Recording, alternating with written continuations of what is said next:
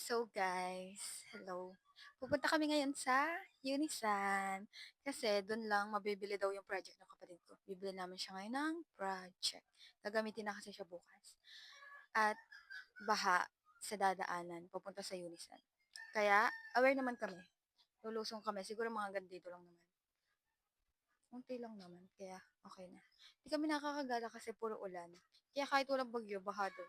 Mababa kasi yung lugar sa bayan. So, let's go. So guys, may nagpapa-shoutout nga din pala sa atin. Shout out sa iyo, Boss Romnick. Yan, player ko yan since day one. Kaya sa mga gustong mag-charot. Hi, Boss Romnick. Shout out. I'm in the new elevator. You know you breathe my mind. Fuck the patriarchy. So guys, kakababa lang namin. Dead ma sa ulan. Bayan. Dumaan na nga pala kami sa Passion World guys para bumili ng katsa kasi ito yung pagtatahian ng kapatid ko. Ito nga pala yung katsa, bumili na rin ako dyan ng konting karayom.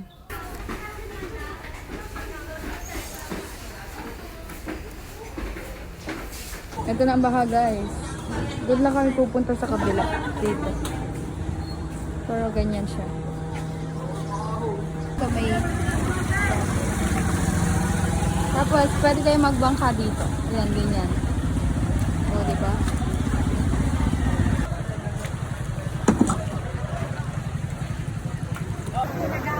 Yo, what's up? Yo, what's up? So, 6 months na daw silang ganito, guys. Sana naman po, masolusyonan na yung baha sa Santa Cruz.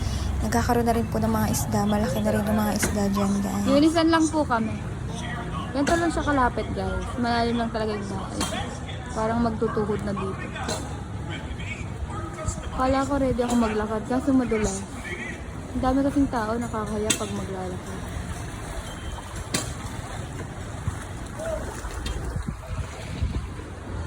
Parang dagat pa rin sa Santa Cruz.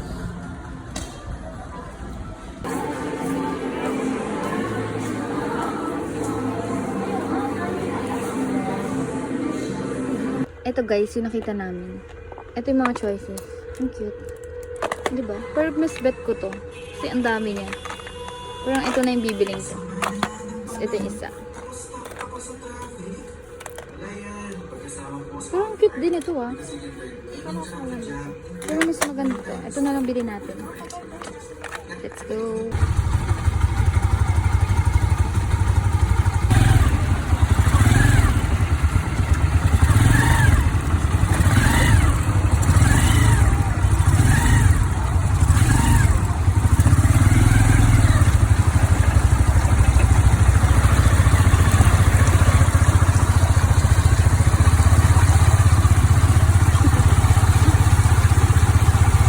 Bumili na nga din pala kami ng kakainin namin pag uwi namin. Hindi na kami dyan kumain kasi tignan yung mga itsura namin. Mukha na kaming pagod na bata. Ayan, kain muna tayo guys. Pero sino yan? Ha? Sino yan? Kinakain mo? Taklos. Taklos? Saan taklos? Taklos. Pag nalaglag ka dyan, iyak ka. Asan? Kunin ko pusa. Iyak ka pag nalaglag ka dyan. Mag-pray muna tayo. Go. Bili, pray. Ba't adan? Ba't adan? Ba't adan? Talikod. Hindi na marunong Ba't adan? Ba't adan? Ba't ganyan? Kembot gusto ko. Tingin, ba't adan? Hindi ganyan, kembot. Pangit. Ikaw pangit. Ikaw pa. Ikaw pangit. Ikaw pangit. Pangit naman. Papa, no! Pag nalaglag. Nagluto na nga din pala kami ng hapunan guys. Nagkainan na kami. Ayan, ay tira na lang. Tapos diretso alis kami guys para bumili ng damit or dress para sa dibo ng pinsan ko. Ang bibili namin ay pastel color na mga damit kasi ayun yung theme ng dibo niya. Ganito yung ilaw namin guys. Hindi, ganito yung view namin guys kasi walang ilaw yung motor namin. isang maling hakbang mo lang, diretso ka na sa tubigan or sa irrigation. Mamili ka na lang ng lalaglagan mo.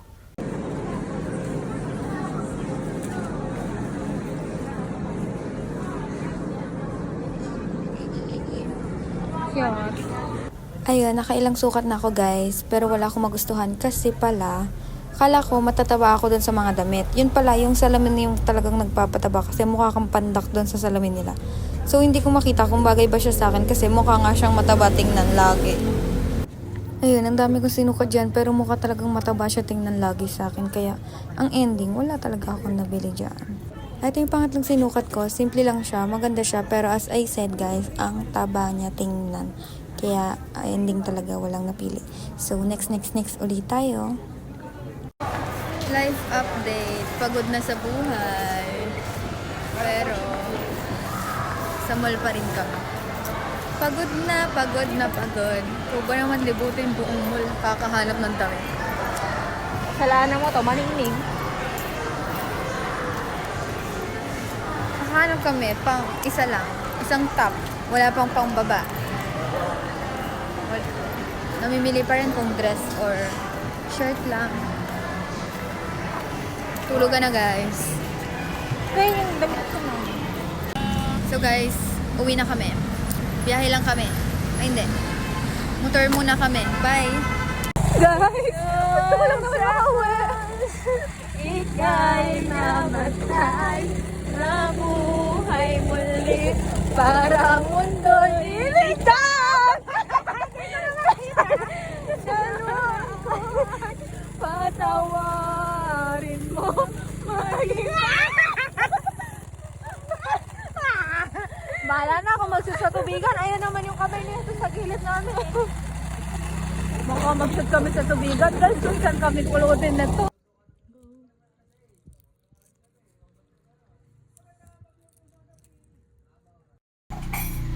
So, kakauwi lang namin. Pagod.